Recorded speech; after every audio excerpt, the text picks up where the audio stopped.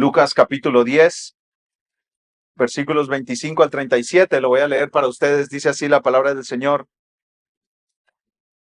Cierto intérprete de la ley se levantó y para poner a prueba a Jesús dijo: Maestro, ¿qué haré para heredar la vida eterna? Y Jesús le dijo: ¿qué está escrito en la ley? ¿Qué lees en ella? Respondiendo él dijo: amarás al Señor tu Dios con todo tu corazón y con toda tu alma y con toda tu fuerza y con toda tu mente, y a tu prójimo como a ti mismo. Entonces Jesús le dijo: has respondido correctamente. Haz esto y vivirás. Pero queriendo él justificarse a sí mismo, dijo a Jesús: ¿y quién es mi prójimo? Jesús le respondió: cierto hombre bajaba de Jerusalén a Jericó y cayó en manos de salteadores, los cuales, después de despojarlo y de darle golpes, se fueron, dejándolo medio muerto. Por casualidad, cierto sacerdote bajaba por aquel camino, y cuando lo vio, pasó por el otro lado del camino. Del mismo modo, también un levita, cuando llegó al lugar y lo vio, pasó por el otro lado del camino. Pero cierto samaritano que iba de viaje llegó a donde él estaba y cuando lo vio tuvo compasión. Acercándose, le vendó sus heridas, derramando aceite, y vino sobre ellas, y poniéndolo sobre su propia cabalgadura, lo llevó a un mesón y lo cuidó. Al día siguiente, sacando 2 denarios, se los dio al mesonero y dijo: cuídemelo, y todo lo demás que gaste, cuando yo regrese, se lo pagaré. ¿Cuál de estos 3 piensas tú que demostró ser prójimo del que cayó en manos de los salteadores? El intérprete de la ley respondió: el que tuvo misericordia de él. Ve y haz tú lo mismo, le dijo Jesús. En el año 1730, un grupo de jóvenes se acercaron a Charles Wesley, que era un compositor de himnos y líder de iglesias allá en Inglaterra. Y estos jóvenes tenían preguntas y dudas sobre cómo conocer a Dios y cómo servirlo. Y como parte de lo que Wesley estaba haciendo con ellos, comenzaron a leer un comentario bíblico de la carta de Pablo a los Gálatas. Y ese comentario bíblico había sido escrito por Martín Lutero. Leyeron las primeras páginas y uno de ellos, llamado William Holland, escribió un poco después lo que le sucedió esa noche. Escuchen lo que escribió este hombre, William Holland. Al oír las palabras del comentario de Gálatas, estas palabras decían: ¿qué entonces? ¿No tenemos nada que hacer? No, nada. Solo aceptar a aquel que nos ha sido hecho por Dios sabiduría, justicia, santificación y redención. Cuando escuché esas palabras, me invadió un poder que no puedo describir. Mi gran carga se desvaneció en un instante. Mi corazón se llenó tanto de paz y amor que lloré de emoción. Mis compañeros, al verme tan impactado, cayeron de rodillas y oraron.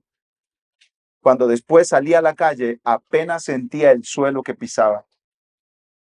¿Qué frase le cambió la vida a este muchacho, a este joven? La siguiente frase: ¿qué? ¿Entonces no tenemos nada que hacer? No, nada. Solo aceptar a aquel que nos ha sido hecho por Dios justicia, sabiduría, santificación y redención. ¿Qué tienes que hacer para ser salvo? Aceptar la obra de Jesucristo a tu favor. ¿Escalar el Everest? No. ¿Dar todo tu dinero a los pobres? No. ¿Qué más? Nunca cometer adulterio. Eso está excelente. Pero aunque nunca cometas adulterio, no te vas a ganar el favor de Dios.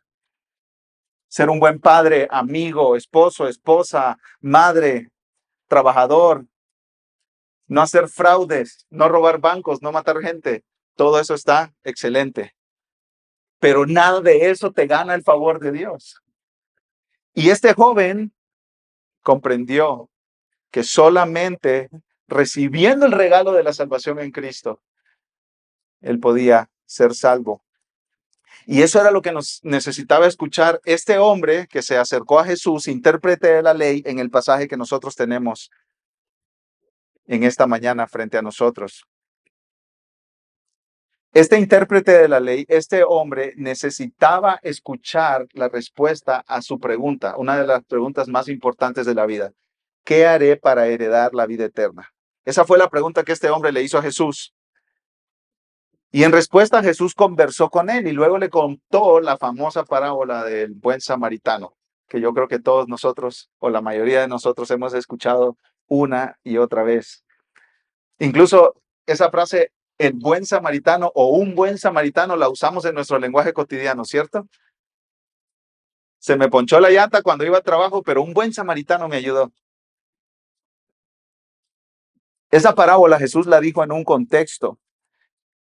contexto de que este hombre le hizo la pregunta, ¿qué haré para heredar la vida eterna? Y así se titula este sermón, la pregunta exacta del hombre, ¿qué haré para heredar la vida eterna? Y lo voy a separar en tres partes. Vamos a ver primero la conversación de Jesús con el intérprete de la ley, después la parábola del buen samaritano y por último la conclusión de la parábola. Miremos en primer lugar la conversación de Jesús con el intérprete de la ley. Versículo 25. Miren conmigo ahí en Lucas 10:25, por favor. Dice, cierto intérprete de la ley se levantó y para poner a prueba a Jesús dijo, Maestro, ¿qué haré para heredar la vida eterna? ¿Quiénes eran los intérpretes de la ley en el tiempo de Jesús? Eran hombres que conocían así perfectamente la ley del Antiguo Testamento. Sí. Piensen en un abogado que conoce a perfección el código legal de la República Mexicana. Y que si tú tienes una pregunta que hacer sobre alguna ley en específico, vas con él, porque él sabe.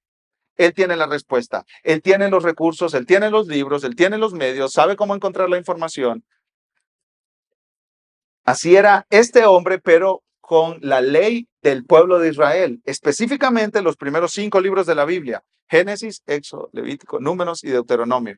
Este hombre muy seguramente se lo sabía de memoria estos 5 libros, con todo y sus listas de nombres, que eran muy importantes para los judíos en el primer siglo. Este hombre conocía todos los temas teológicos, todos los debates doctrinales que había en sus días y estaba autorizado para enseñar la ley. Había pasado la mayor parte de su vida desde niño estudiando la ley del Antiguo Testamento. Era un especialista, un experto en la ley de Moisés. Pero Lucas nos dice que este hombre llegó con malas intenciones, llegó con intenciones medio turbias, porque le hizo esta pregunta a Jesús para ponerlo a prueba. Era uno de los que se oponían a Jesús. No le gustaba lo que Jesús decía, lo que Jesús enseñaba, lo que Jesús hacía, lo que Jesús hablaba. No le gustaba para nada. Y este hombre, junto con otros, muchos otros, siempre estaban como tirándole dagas a Jesús para ver qué decía de malo para acusarlo. Como dirían en el norte, plan con maña. Venía la cosa ya amarrada para hacerlo tropezar y caer. ¿Sí? Era una trampa. ¿Y cuál fue su pregunta, maestro? ¿Qué haré para heredar la vida eterna? Esta era una pregunta que se discutía a menudo con los rabinos o maestros del tiempo de Jesús. A los rabinos y maestros les hacían esta pregunta constantemente. ¿Qué debe hacer una persona para tener vida eterna? ¿Qué debe hacer una persona para estar seguro que después de morir estará bien con su creador? Seguramente a Jesús le hicieron esta misma pregunta muchas veces. Esta una vez en la cual se la hicieron. La pregunta tiene que ver con la salvación eterna. Vida eterna, vida después de la muerte, vida por siempre, vida buena. Los judíos creían, la mayoría de ellos por lo menos, en la resurrección de entre los muertos, o sea, que hay vida después de morir. Que después de que termine nuestra vida en esta tierra, hay más cosas que siguen. Entonces, ¿cómo una persona al morir puede estar seguro que es considerado como justo delante de Dios? Esa es la pregunta de este hombre. Un comentarista la parafrasea y dice que es como si este hombre le preguntara a Jesús, ¿cómo puedo estar seguro que seré salvo en la resurrección final? ¿Cómo puedo estar seguro que seré salvo en la resurrección final? Y aquí hay algo que sería bueno que pensáramos como aplicación. Muchas personas no quieren pensar en este tema de la vida después de la muerte. Muchas personas pasan por alto este tema. Todos vamos a morir. ¿Qué viene después? Todos vamos a morir. ¿Qué sigue para el ser humano después de morir? Y muchas personas, especialmente los jóvenes, y aquí tenemos muchas personas jóvenes, no quieren pensar en eso. Sí. Toco madera, dicen, ¿no? No, ni lo menciones. Hace poco, un hermano y yo estábamos hablando el evangelio con una joven y le decíamos eso, que moriremos y que hay vida después de la muerte. ¿Y saben lo que ella nos dijo? Ella dijo, ¿para qué mencionan eso? Esas fueron sus palabras. ¿Para qué mencionan eso? En el sentido de, ¿por qué ser tan negativos y hablar de eso? Hay muchas cosas positivas de las cuales podemos hablar. Como que en ese momento ella se sintió incómoda. Y muchos se sienten incómodos. Y muchos ignoran este tema. Piensan que van a vivir sin fin en esta tierra. Pero esto es importante que lo consideres. ¿Qué viene para ti después de morir? Dice un pastor de la antigüedad, J.C. Ryle, pocos, muy pocos, pensarán un momento en la salvación de sus almas. Odian el tema, les incomoda, se apartan de él y lo dejan de lado. Este es uno de los temas más importantes del universo que podemos considerar. Nuestra vida es corta. ¿Qué sigue después? ¿Qué hay después? Si a ti te gusta evadir el tema, tienes que confrontarlo y no es ser negativo, es ser realista. La verdad es que nuestra vida terminará y después viene una eternidad que nos espera. No ignores este tema. Tarde o temprano lo vas a tener que considerar. No ignores esta realidad y escucha lo que Cristo tiene que decir de cómo llegar a tener vida eterna. Lo que Cristo va a decir a continuación es de las cosas más importantes que tú puedes escuchar durante toda tu vida. Ahora, el intérprete, este hombre, intérprete de la ley, está buscando una acción para heredar la vida eterna. Es como si le estuviera diciendo a Jesús, dime una acción, dime algo que tengo que hacer, dime algo que pueda calcularse, que yo deba hacer para obtener la vida eterna, heredar la vida eterna, estar seguro que yo estaré con Dios, mi creador, por siempre reconciliado con Él, que yo estaré bien, que no estaré mal, que yo voy a ser considerado de los justos. Dime algo que yo pueda calcular. Dime algo que yo pueda medir. Y Jesús responde, como era común en Jesús, con dos preguntas.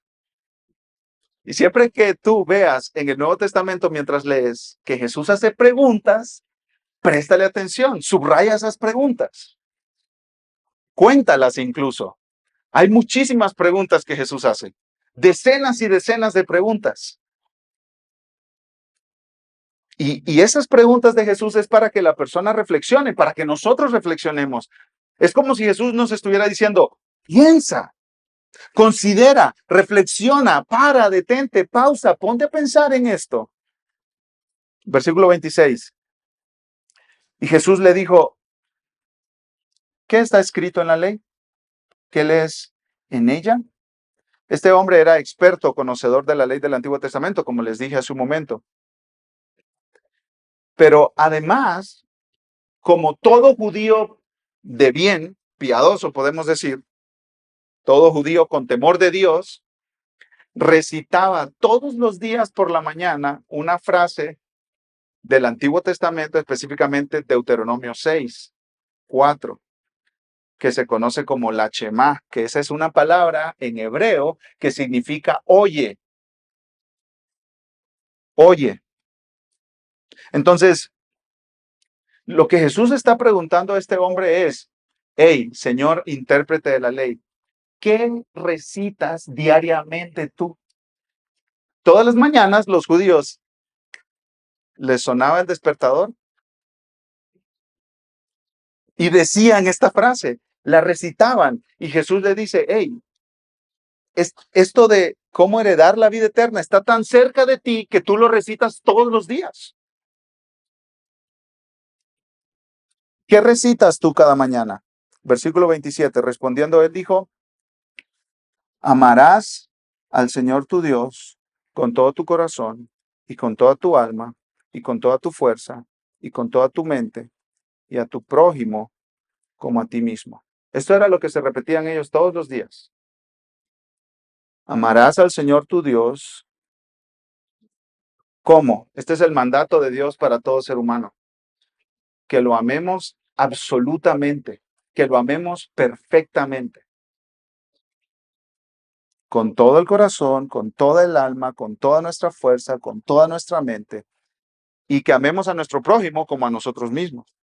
Y Jesús dijo en otras partes del Nuevo Testamento que amar a Dios con todo lo que somos y sobre todas las cosas es el mandamiento número 1. Y el segundo es amar al prójimo como a nosotros mismos. Y Jesús dijo, en esos dos mandamientos se resume toda la ley y los profetas. O sea, si tú quieres un resumen de todo el Antiguo Testamento, ahí está.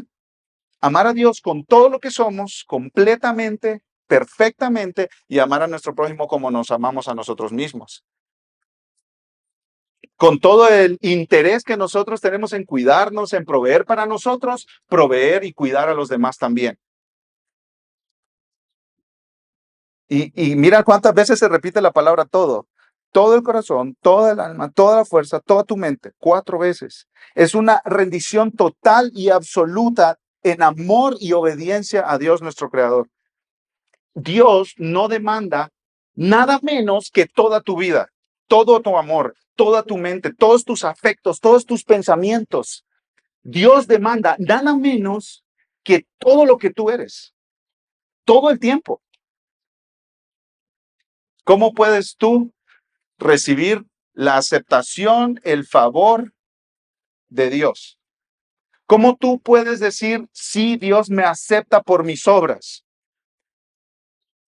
Ahí está, amándolo con todo lo que tú eres, todo el tiempo, perfectamente. ¿Qué te parece eso? Desde el momento de tu nacimiento hasta el momento de tu muerte, amar a Dios con todo lo que tú eres y amar a tu prójimo como a ti mismo. Todo el tiempo, en toda circunstancia, en toda relación, en toda interacción, con todas tus motivaciones. Esto es absoluto y constante. Esto es absoluto y constante. Esta es una demanda de parte de Dios de amor perfecto de nuestra parte. Y ese amor perfecto por Dios se demostrará en devoción y obediencia a Dios y amor a otros.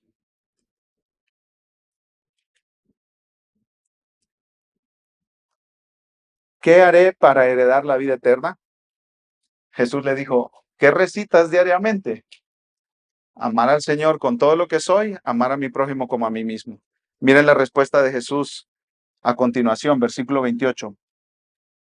Entonces Jesús le dijo, has respondido correctamente. Haz esto y vivirás. Has respondido correctamente. La palabra correctamente se traduce de una palabra en griego que nosotros identificamos porque la usamos comúnmente en nuestro idioma español. La palabra ortos. Ortos. ¿Algún dentista por aquí que trabaje en la ortodoncia? Ahí está esa palabra. ¿Sí? Los dientes chuecos los alinea, ¿sí? Entonces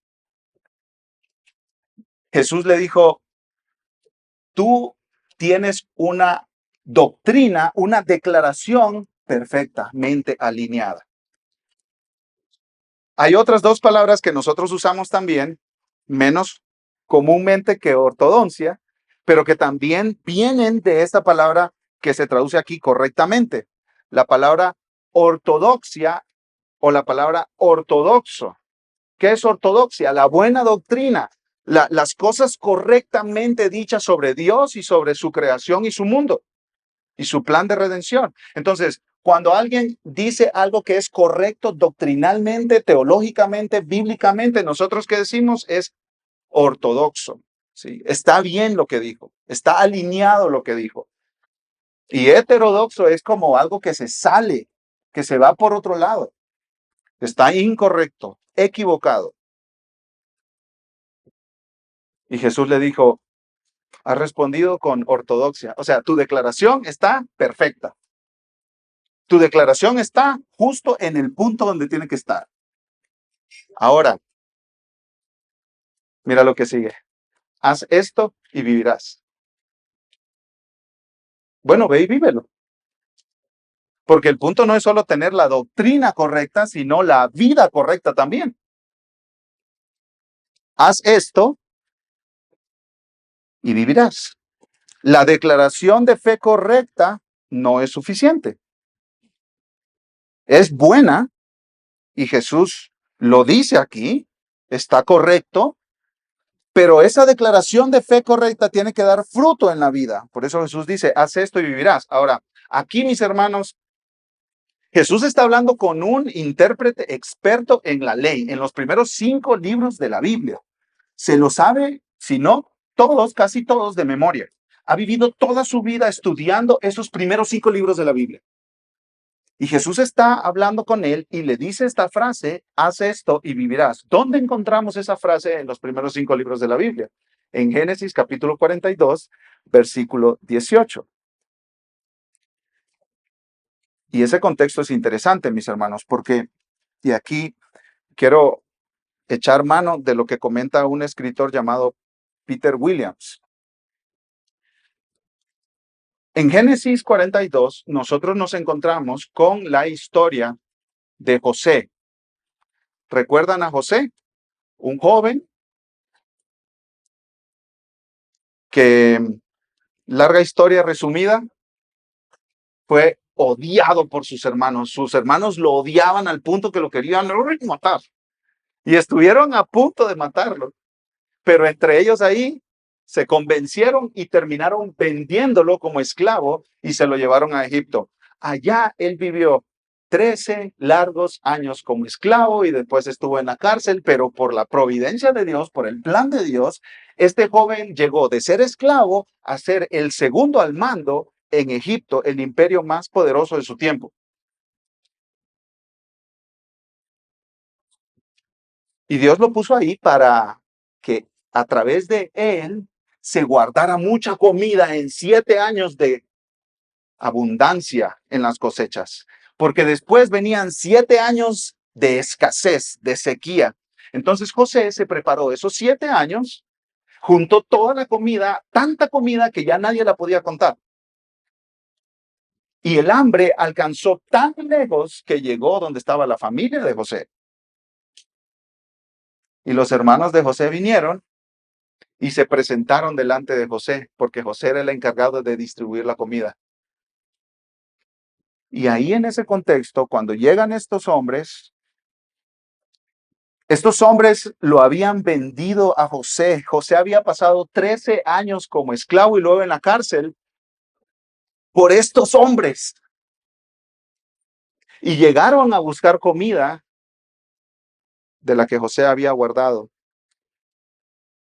Y cuando estaban ahí en Egipto, en Génesis 42, 18, José el justo está hablando con sus hermanos los culpables y les dice, hagan esto y vivirán. Y es la misma frase que nosotros encontramos en Lucas, capítulo 10, que Jesús, escucha, el justo le dice al intérprete de la ley, haz esto y vivirás. ¿Y qué es lo que está haciendo Jesús? Jesús quiere que el intérprete de la ley que conoce esta frase haga el clic, que conecte. Esta frase se le dijo a hombres culpables. Hagan esto y vivirán. Jesús, el justo, está hablando con estos hombres que son culpables, con este hombre que es culpable. Haz esto y vivirás. Jesús quiere que el intérprete de la ley conecte los puntos. Este hombre debía reconocer rápidamente la frase, porque se sabía el Antiguo Testamento. Esta frase había sido dicha a hombres culpables. Jesús le está diciendo, hey, intérprete, identifícate con los hermanos de José, que eran culpables de haber maltratado a José. Dice Peter Williams, la vez que en la Biblia alguien dijo, haz esto y vivirás, fue cuando la víctima, José, se dirigió a los culpables, sus hermanos, y les habló de una forma de vivir. La prueba oculta de Jesús para el intérprete de la ley es si puede establecer la conexión y reconocer que se dirige a él como un culpable. Jesús le está diciendo, señor intérprete de la ley, haz esto. Pero al considerar que debes hacer esto, debes llegar a la conclusión que no puedes obedecer perfectamente esto. Lo que Dios manda aquí no lo has obedecido ni lo puedes obedecer perfectamente. Esa frase, haz esto y vivirás, debe llevar al intérprete a la conclusión de, no puedo. Amar al Señor con todo el corazón, con toda el alma, con toda la mente, con todas mis fuerzas, desde el día de mi nacimiento hasta el día de mi muerte, no puedo. No lo he hecho y no lo puedo hacer. Y amar a mi prójimo como a mí mismo tampoco. Ese es uno de los propósitos de la ley de Dios, mis amados hermanos. Cuando nos vemos en el espejo de la ley de Dios, nosotros debemos llegar a la conclusión, hey, me quedo corto. No lo cumplo. No cumplo lo que ahí dice. Evalúate a la luz de los 10 mandamientos, por ejemplo. No mentirás, no robarás, no tener ídolos, no tomar el nombre de Dios en vano. Hemos quebrado los mandamientos de Dios.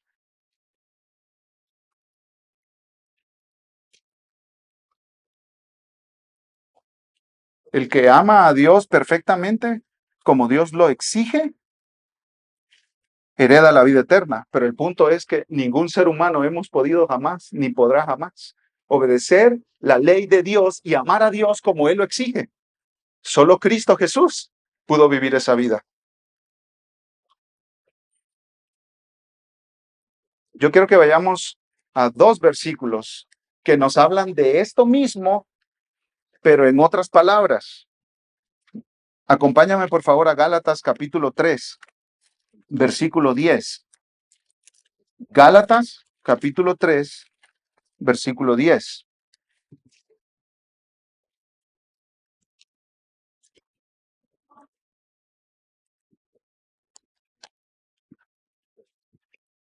Gálatas 3:10. Escucha lo que dice. Porque todos los que son de las obras de la ley están bajo maldición.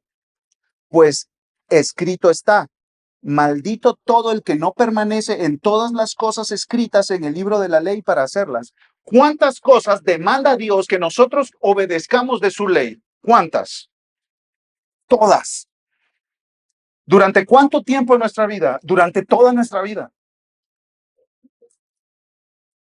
¿En qué circunstancias de la vida? En todas las circunstancias de la vida. ¿Lo has hecho? ¿Hay alguien aquí que pudiera decir, sí, desde el momento en que yo nací, he guardado perfectamente toda la ley de Dios? Y ese era el punto que Jesús le estaba comunicando al intérprete de la ley. Eres culpable. Y él tenía que hacer la conexión ahí.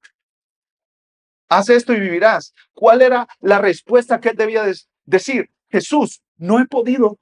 He intentado. Dime, por favor, cuál es la respuesta para que yo reciba el perdón.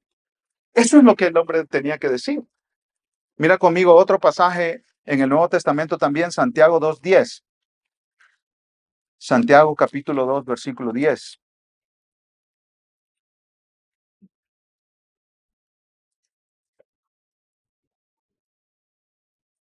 Santiago 2:10 dice así: porque cualquiera que guarda toda la ley, pero falla en un punto, se ha hecho culpable de todos.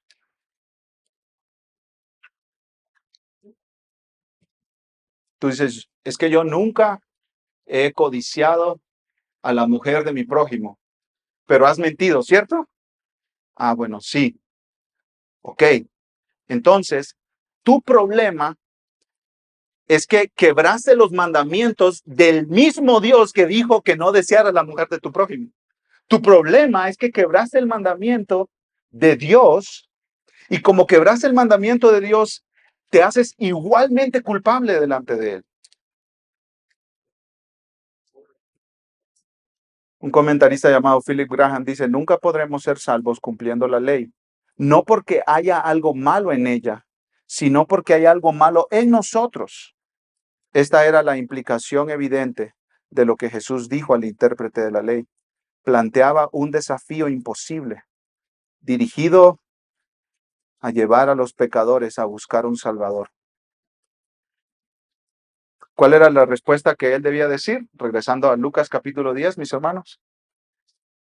La única respuesta apropiada de este hombre debía haber sido, no puedo, Jesús. Tú dices, haz esto y vivirás.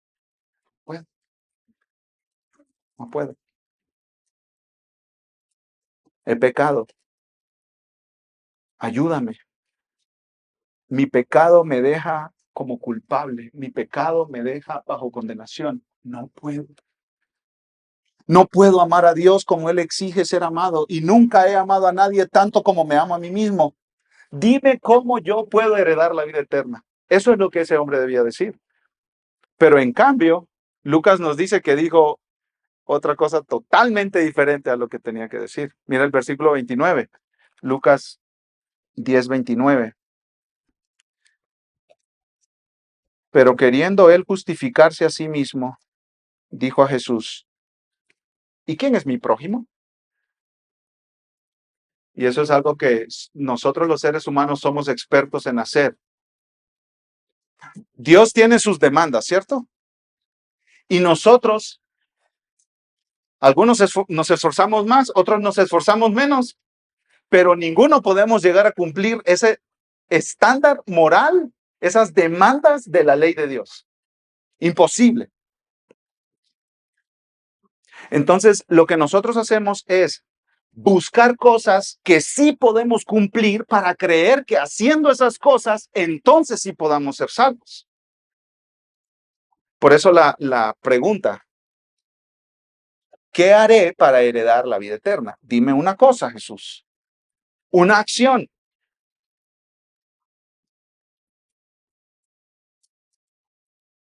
Si nos pidieran ir caminando de rodillas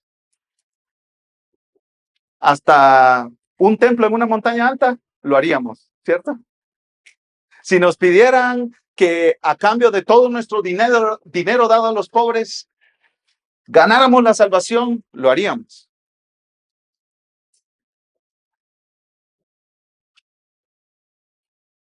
Eso ha propuesto la religión inventada por los seres humanos por mucho tiempo.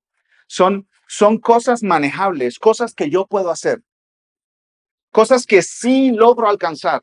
No puedo alcanzar el estándar de Dios, entonces busco cosas que sí puedo yo alcanzar por mí mismo, que sí puedo yo hacer por mí mismo. De nuevo, cito a Philip Graham, en lugar de defender la ley en toda su perfección, la reducimos a algo que pensamos que podemos cumplir. Así, el intérprete de la ley intentó hacer más manejable el mandamiento de Dios. En el tiempo de Jesús, cuando se hablaba del prójimo, muchos judíos decían, el prójimo al quien yo debo amar como a mí mismo es a los judíos, pero a los gentiles no.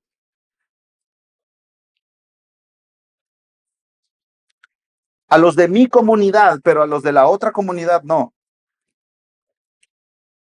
Documentos del tiempo de Jesús explicaban cómo funcionaba el concepto de prójimo. Uno de ellos les decía a los judíos que amaran a los hijos de la luz, los compañeros, los miembros de la comunidad, pero debían detestar a los hijos de las tinieblas, a los que no eran miembros de esa comunidad.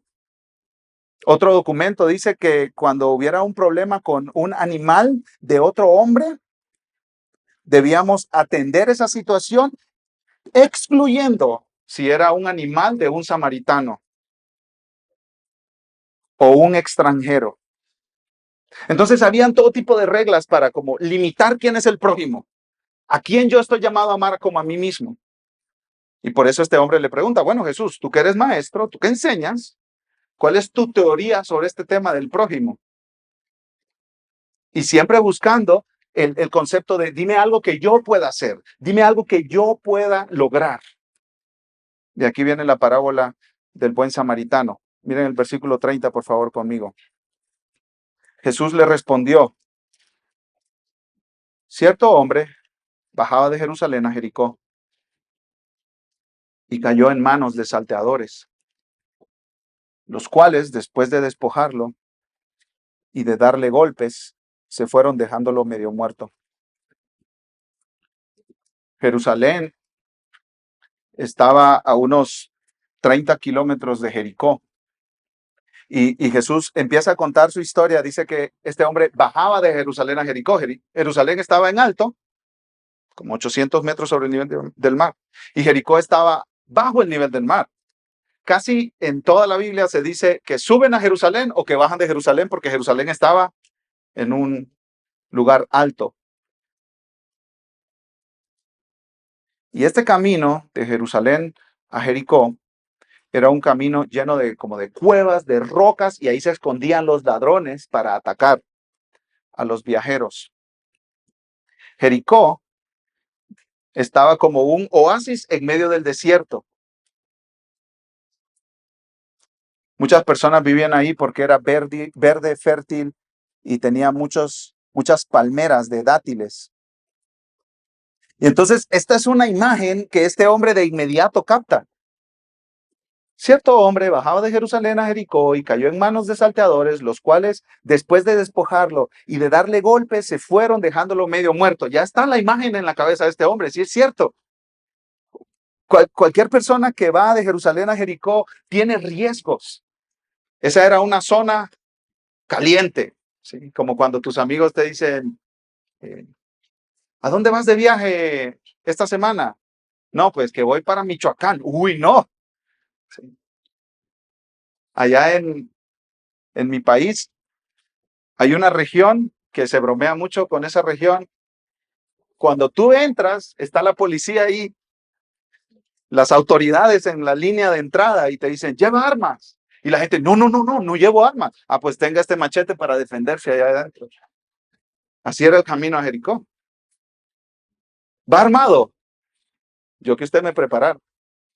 Era muy común que hubieran ahí asaltos, robos, personas en la condición de este hombre. Ahí está este hombre tirado en el suelo, medio muerto, herido. Versículo 31. Por casualidad. Eso es algo inesperado.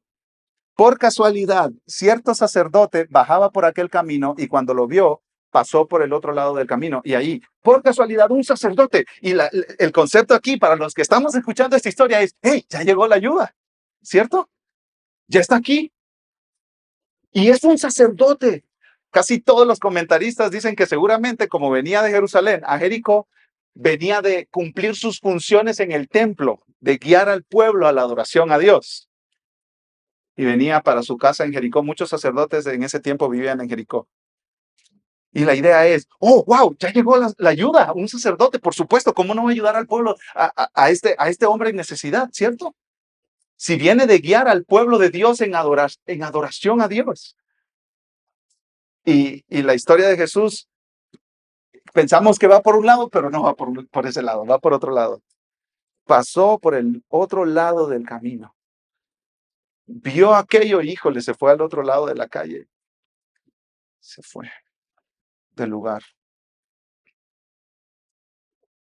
Parece, oh, algo bueno está sucediendo, pero no. Versículo 32. Del mismo modo, también, sorprendente, wow, mira esto, ya llegó la ayuda, también un levita, la tribu de Leví. Los descendientes de la tribu de Leví eran responsables de supervisar las cosas en el templo. Ayudaban a los sacerdotes, preparaban los sacrificios, limpiaban los atrios y los vasos sagrados. Servían como vigilantes, guardianes, porteros. También dirigían la música en el tiempo de la adoración. Interpretaban la ley del Antiguo Testamento para el pueblo de Dios. Haz de cuenta que si Jesús contara la historia hoy, dijera, y un pastor iba pasando y se fue del otro lado. Y luego vino el líder de la música de la iglesia y se fue por el otro lado también. Sí. Sí, los más cercanos a Dios, a la ley de Dios, a los mandamientos de Dios, al templo. Y esta es una negligencia cruel y perversa. Son insensibles, están dejando al hombre para que se muera ahí al borde del camino. El versículo 33. Todo judío que se respetaba en el primer siglo esperaba que a continuación Jesús dijera, y un laico judío, no sacerdote, no levita, pero laico. Un judío pues de a pie llegó y rescató a este hombre. Eso es lo que se esperaban, porque muchos maestros enseñaban como una actitud anticlero, antisacerdotes, antilevitas, como que les caían mal los sacerdotes y los levitas y los que servían en el templo. Entonces ellos decían, los malos son esos que sirven en el templo y los buenos somos el resto de la población. Entonces aquí parece que esa es la dirección que lleva, pero otra vez Jesús nos cambia la jugada. Versículo 33, pero cierto samaritano, un samaritano, 400 años antes de Jesús, los judíos que vivían al norte de Jerusalén se habían mezclado con pueblos que no eran judíos y habían hecho sus propios lugares de adoración para no ir a Jerusalén y se odiaban mutuamente. No pasaban por, los judíos no pasaban por Samaria para ir al norte. Se hacían daño, se atacaban, hacían sacrilegio o contaminación de los lugares de adoración mutuos. Y este hombre samaritano, que es enemigo de los judíos, iba de viaje, dice Jesús, llegó a donde él estaba. Imagínense la escena. Ahí va este hombre que es odiado por los judíos. Este es uno de sus enemigos. A este samaritano les han enseñado durante toda su vida los judíos a odiar. A este samaritano les han enseñado que es alguien a quien no pueden ayudar, a quien no pueden servir, de quien no pueden recibir ayuda, de quien no pueden recibir hospitalidad. Y este samaritano, cuando vio al hombre, tuvo compasión. La palabra compasión ahí tiene que ver con las entrañas, desde lo profundo del ser, se le movió su interior. ¿Qué pasó con este hombre? Versículo 34. Acercándose, los otros dos, sacerdote y levita, se alejaron, ¿cierto? Este se acercó, le vendó sus heridas, derramando aceite y vino sobre ellas, que eran cosas que se usaban en el primer siglo para sanar a las heridas de las personas. El aceite traía alivio a las heridas y el vino desinfectaba o podía eliminar cualquier tipo de infección.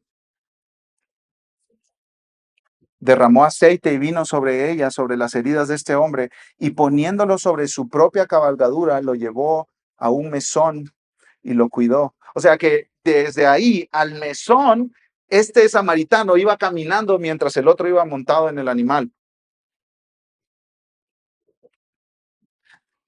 Aquí hay muchas cosas. Este hombre detuvo su viaje para atender a este hombre. Se puso en riesgo también, porque imagínense si los ladrones estaban por ahí todavía, acechando, lo podían atacar a él. Estuvo dispuesto a sacrificar.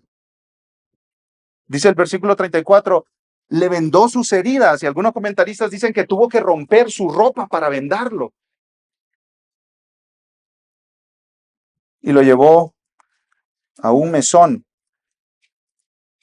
Los mesones en aquel tiempo se conocían como lugares inseguros, como lugares donde alguien se podía alojar, pero que seguro se encontraría ladrones, suciedad. Y este samaritano lo que hace es llevarlo ahí y cuidarlo. Versículo 35. Al día siguiente, el samaritano tenía que seguir su camino, sacando 2 denarios, se los dio al mesonero y dijo, cuídelo, y todo lo demás que gaste, cuando yo regrese, se lo pagaré.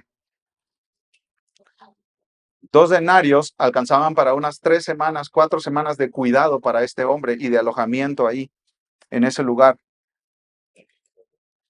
Y luego podemos hacer de cuenta que el samaritano le dio un cheque en blanco al dueño del mesón. Cualquier otra cosa que tú gastes en él, yo te la voy a pagar.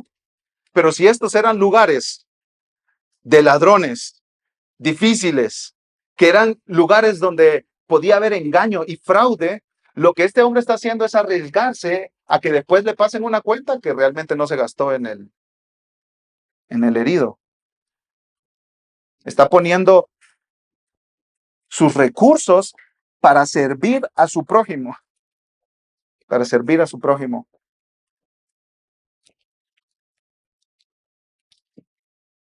¿Y cómo concluye todo, mis amados hermanos?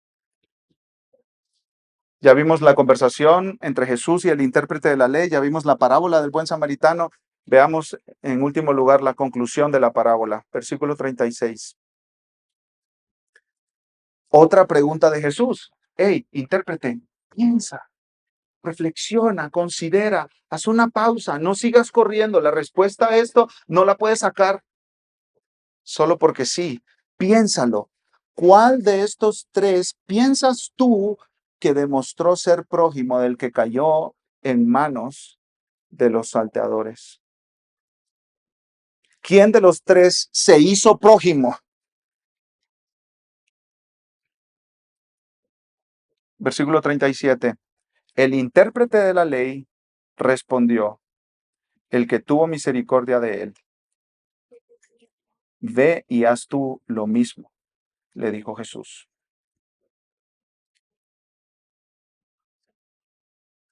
Mira la pregunta del intérprete de la ley en el versículo 29. Queriendo él justificarse a sí mismo, dijo a Jesús, ¿quién es mi prójimo? Y Jesús le cambió el concepto. El prójimo no es alguien como un objeto a quien yo pues le sirvo para estar bien con Dios. No. Versículo 36. ¿Cuál de estos 3 piensas tú que demostró ser prójimo del que cayó en manos de los salteadores? Amarás a tu prójimo como a ti mismo. Mi prójimo no es un objeto que está ahí.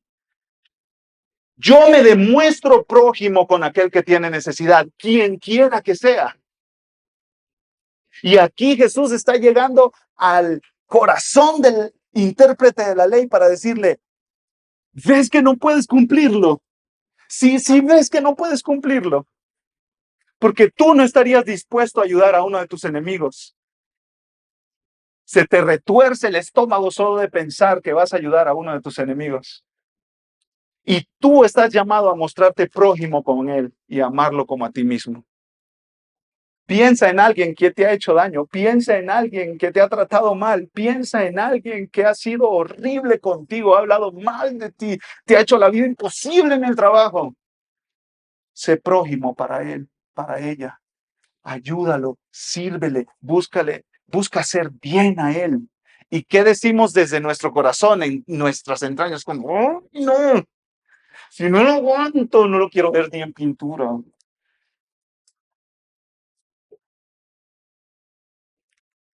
¿Y cuál es el punto, mis hermanos? Jesús le dice, ve y haz tú lo mismo. No porque somos salvos por obras, no porque somos salvos por hacer bien a nuestros enemigos, sino porque necesitamos un nuevo corazón para ser prójimos de los que tienen necesidad, aunque sean nuestros enemigos. Cuando Dios nos salva y nos da un nuevo corazón por la obra de Cristo a nuestro favor, entonces nosotros tenemos amor de verdad genuino para Dios y para las personas que nos rodean, aunque sean personas que nos hayan tratado mal y hecho mal. Mira por favor un pasaje que es muy conocido en Efesios capítulo 2. Efesios capítulo 2, versículo 8.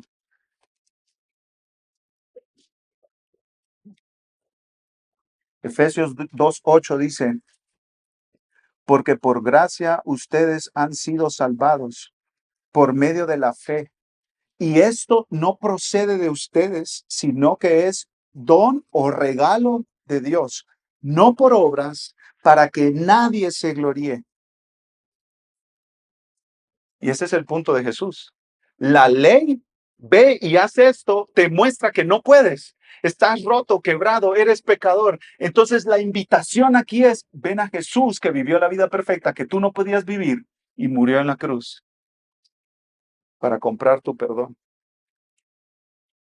Y es interesante porque Lucas hace esto una y otra y otra y otra vez. No nos dice cómo responden las personas al llamado de Jesús. A mí me encantaría que dijera Lucas aquí, y el intérprete de la ley hizo esto. Pero Lucas no nos dice. ¿Sabe por qué? Porque nos toca a ti y a mí.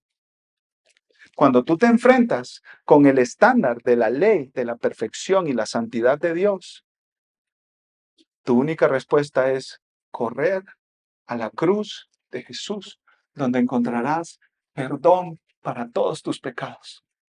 Esa es la única respuesta. No hay otra respuesta. El punto no es ser mejor persona, pórtate bien, no hagas eso malo, sino ven a Jesús.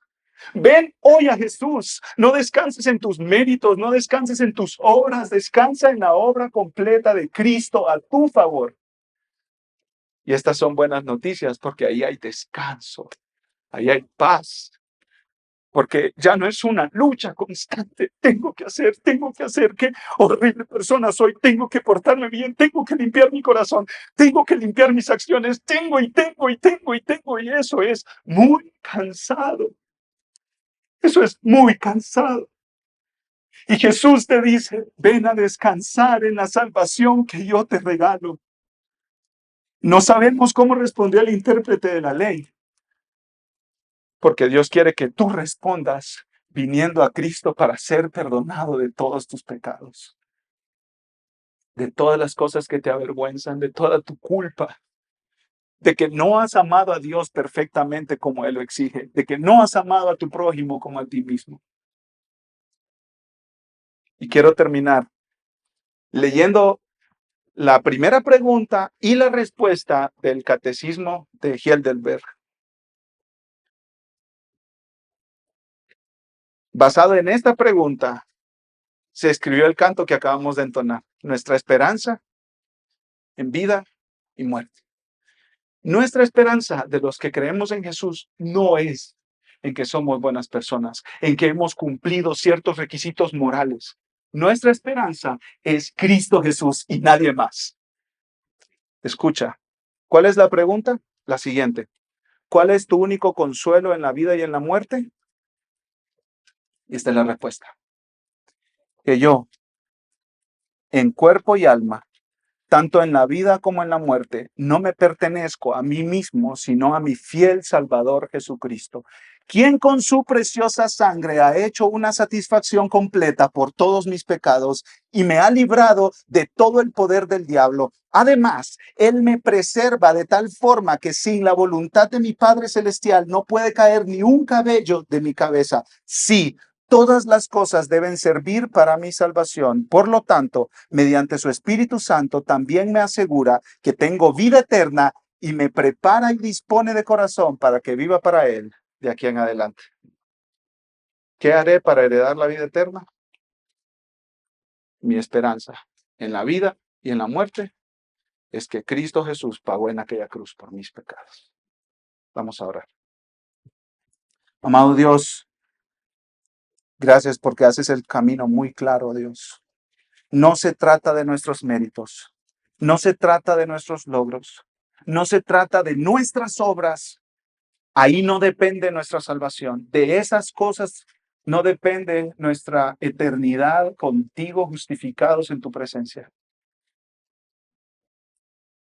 Gracias porque haces el camino claro, Señor, hacia la cruz. Esa cruz donde Cristo pagó el precio por nuestra maldad.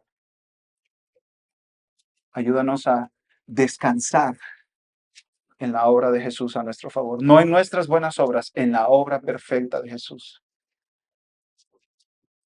Te pido por aquellos aquí que llevan su vida entera intentando cumplir ciertas cosas, ciertas obras, pero que jamás llegan al estándar que tú demandas de nosotros. Te pido que tú les abras sus ojos para que ellos vean que Cristo vivió la vida perfecta que ellos no han podido ni podrán vivir y murió en la cruz como un sustituto de los pecadores que creen en Él. Padre, que hay aquí gente que hoy mismo corra rápidamente a la cruz de Jesús en arrepentimiento y fe. En el nombre de nuestro Salvador. Amén.